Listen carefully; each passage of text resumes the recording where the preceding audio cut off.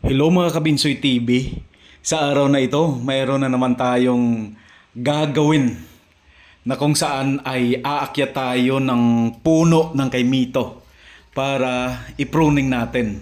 So ito yung skills, panibagong skills na natutunan ko sa araw na ito.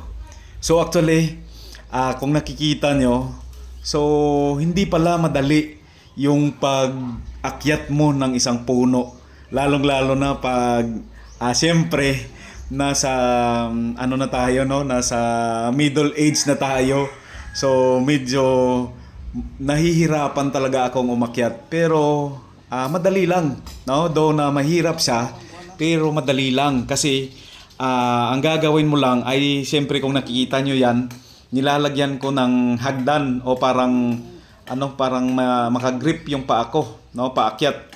Kasi ano talaga, medyo madulas kasi katatapos lang umulan.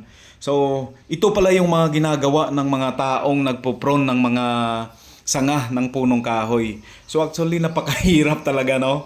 So, pero sinubukan ko kasi gusto ko talagang matutunan. So, wala talagang imposible pag gusto mo.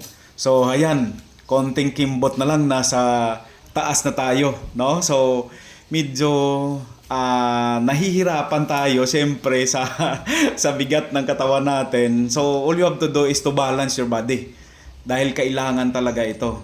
So yan, nakaakyat na tayo. So simple lang yung ginagawa natin, no?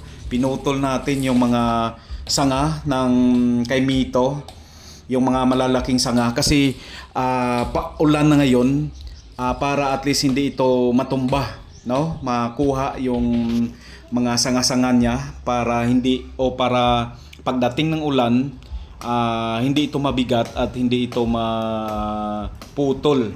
So yan, sinubukan ko ito dahil siyempre nakikita ko na sa tuwing nagpa-prone din ako ng mga kahoy, akala ko ang dali lang. So sinubukan ko siya para matutunan ko din.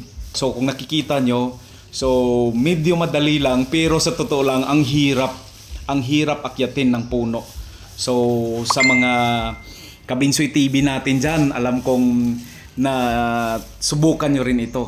Kaya saludo tayo sa mga taong gumagawa nito.